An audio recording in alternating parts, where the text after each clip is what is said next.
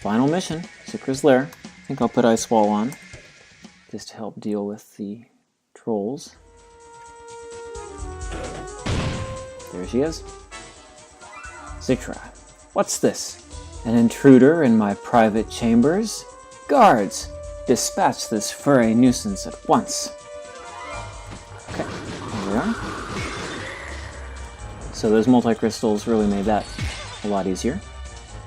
Well, it seems my Habnabbit friend is made of sterner stuff than I thought.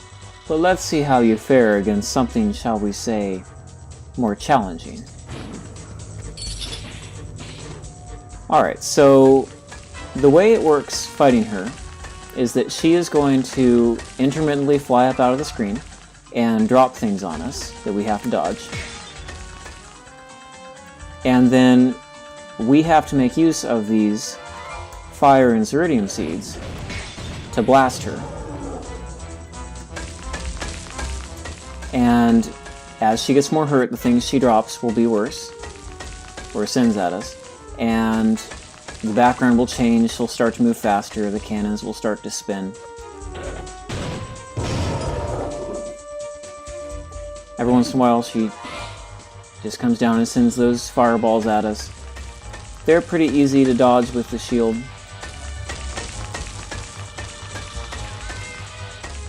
These boulders aren't so bad either. There's some worse ones later.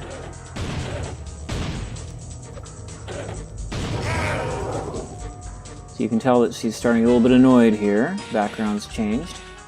And now she's sending arrows at us.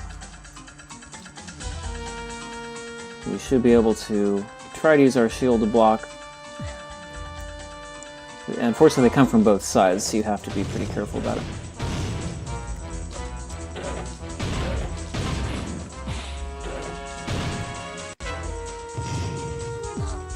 We lost our multi-crystals, unfortunately, but that's okay. I'm going to go and use my health potion here. We also have a bunch of res necklaces, so it's okay if we happen to get hurt too much more. So one thing I will show you is there is actually a cheat on this level. I'll show it in the next one because she's going to come down again here and I want to hit her. Not having much luck with this cannon over here. So there's actually a wall up here that you can do a run jump into. Just like when we use the tree trunk, you can kind of do a running walk into it. You can climb up this wall and then you can just shield yourself from her fireballs with these, using the shield here. So I'm not really going to use it here, I'm just showing you that if you can't finish the level any other way, you can climb up on this wall and get on this little ledge up here. It can help. But for the most part, with the res necklaces and things we have, we'll be fine.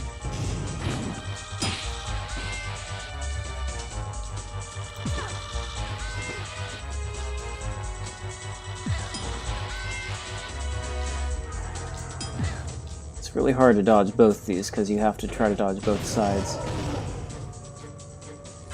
I'm trying to be a little judicious with fire seeds because we are going to have to be shooting quite a few at her. So another strategy that sometimes works, I find, is you can actually try to jump into her and just throw them at her directly. But you have to be at the right angle. Okay, we're going to use the res necklace. We have quite a few.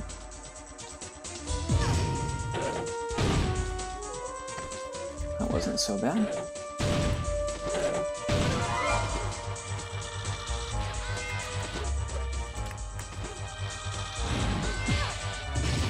I guess we're not managing to hit her by using that method.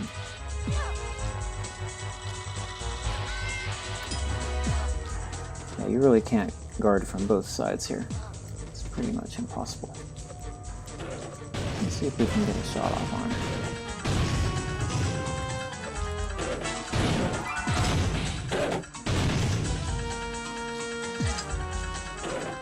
Timing can be a little tricky with these spinning ones. So let's try sending a couple in here.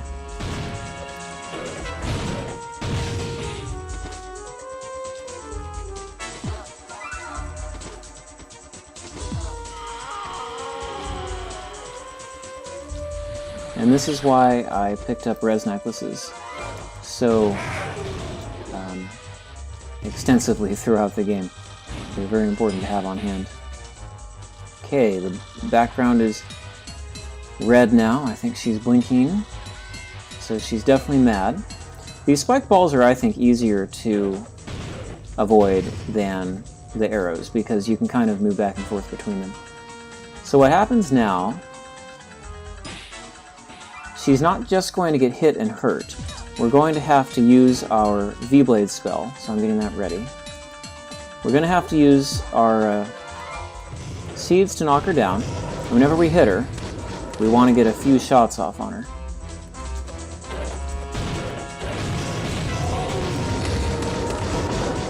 It's a good idea to jump as she falls.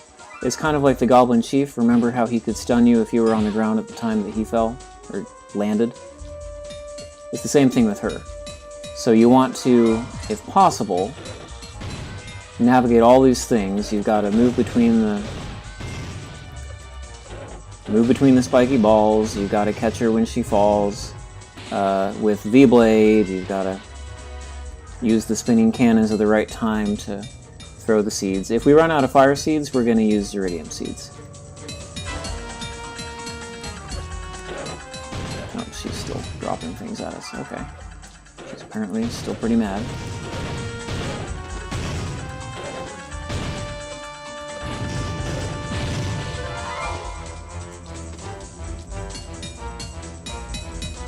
So it is a pretty tricky boss level in that she takes a lot of punishment, really.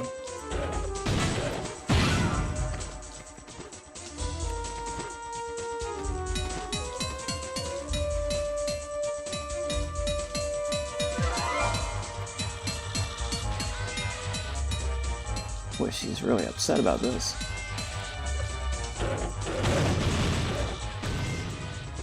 No, we're not getting anything in yet. We probably are going to have to move to those Iridium seeds in a second here. And I think we're about to use another res necklace.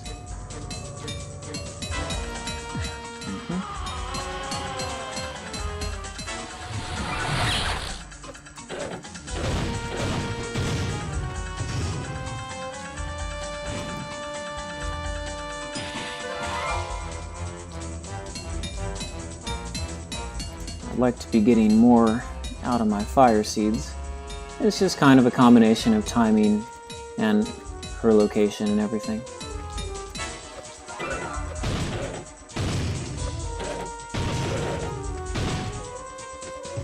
Maybe I'll try this side for a while. No, I feel like I did any better there.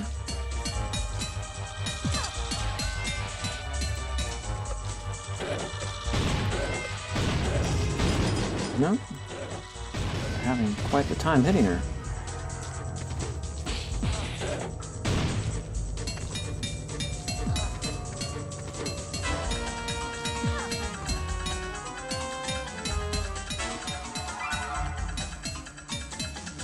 Just a few fire seeds and we'll have to switch over to Iridium seeds. At least we got another shot off there.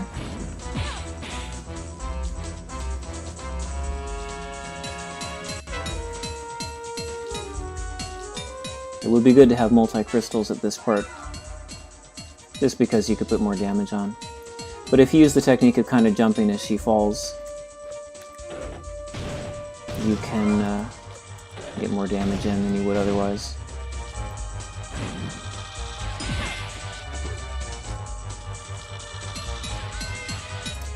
But she's a pretty tough boss, there's no two ways about it.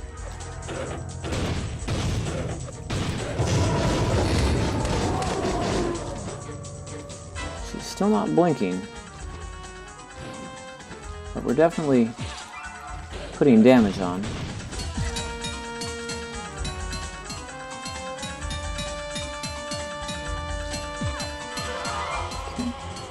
The rose necklace.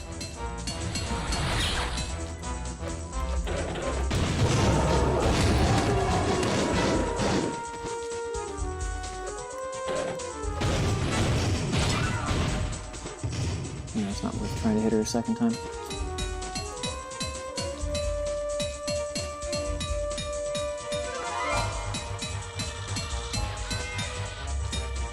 You see how I'm kind of trying to navigate between the two here. Unfortunately, she's too far away, I think, for me to reach her over there. I'd like her to come over here. 78. I'm hoping that's enough.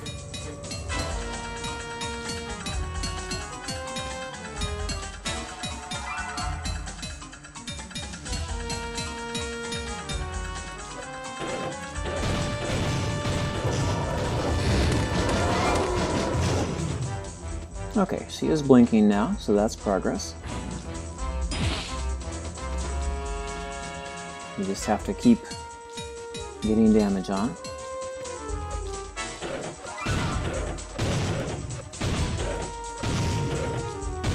I think my timing is off here.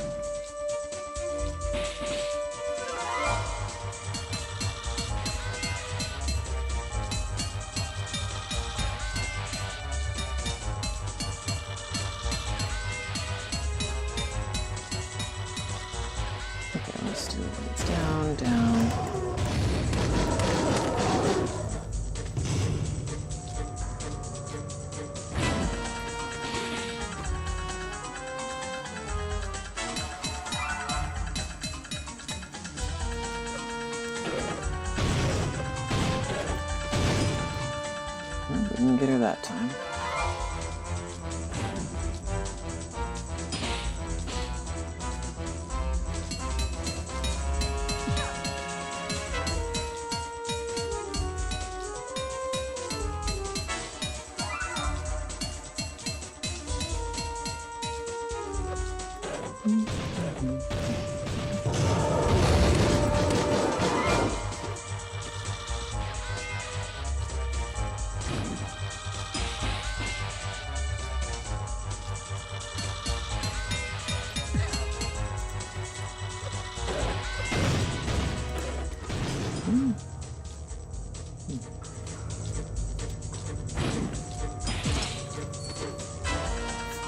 I'm going to go ahead and take a magic potion,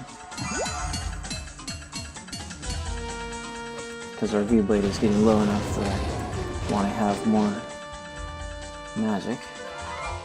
And I think in a moment we're going to end up using another res necklace.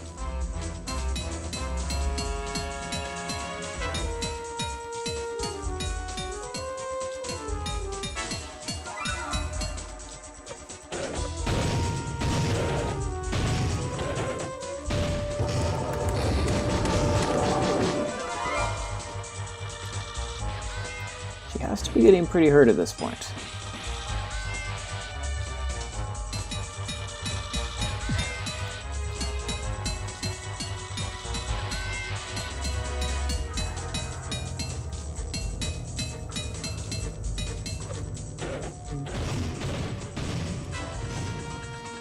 Haven't heard of him yet.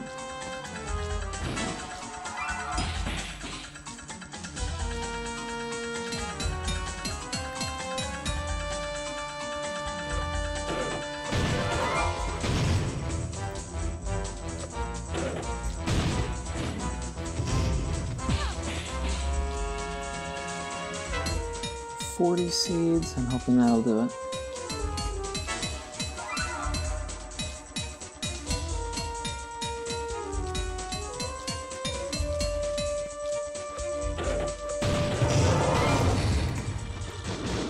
Oops, we didn't get her that time.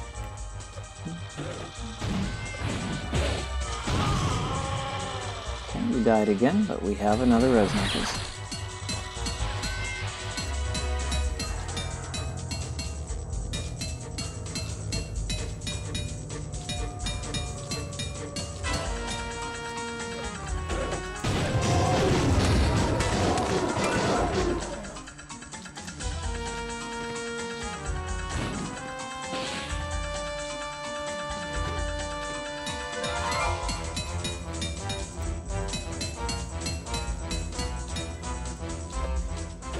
Oh, she's not blinking right now.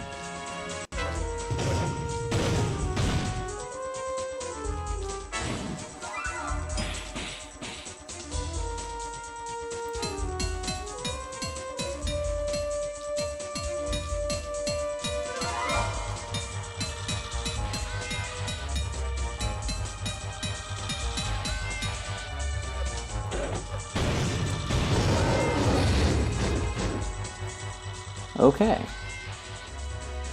So now she's staying down. Her mask has started to fall off. Arg, you did this to me. You did this to yourself. Notice there's a bit of a nose sticking out there of her, under her mask. No, you can't be. I am. So of course she is a Habnabbit behind this mask, as we have been hinted at that the Manditraki are. Okay, now she's dropping these, the kind of bombs that the armored ones use. So, we have to hit her again with the fire seeds. But it's very tricky to do, because she's moving so fast, the cannons are spinning so fast. This is what I save the Rings of Smiting for. Because now you can actually just smite her.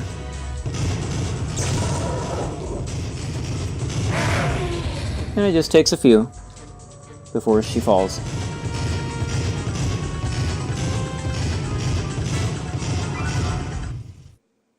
And that is the end of Xichra.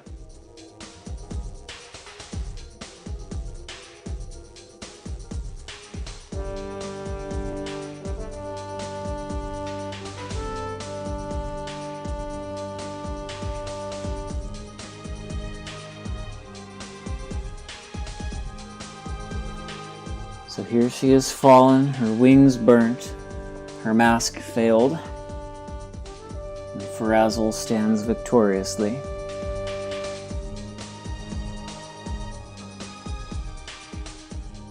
Xichra lies slain, and with her death, the few remaining Manditraki scatter, helpless without the guidance of their beloved leader. Many questions remain. Who was Xichra? Was that really the countenance of a Habnabbit behind her insectoid mask? The answers will have to wait for another day, but Tarak Norn is finally free of the evil Manditraki scourge, at least for now. Ferazel's wand. And now I think it just goes into the credits here. Of course, as I mentioned at the very beginning of this, Ben Spies created the concept and wrote the game. I'm a huge fan of the music that Eric Spear did. And probably Andrew Hunter is next for the artwork, I would guess. But there's a slew of people that were involved. It's definitely an entertaining game. I think it was well conceived and designed, especially for the time. But it's quite a hard game in a lot of measures. I think they do a good job of scaling the difficulty, because it does scale as you go through the levels. All the signatures. It's kind of a neat touch. So it scales pretty well in terms of difficulty, but once you get to that final boss fight, it is pretty hard. With some persistence, though, you can do it.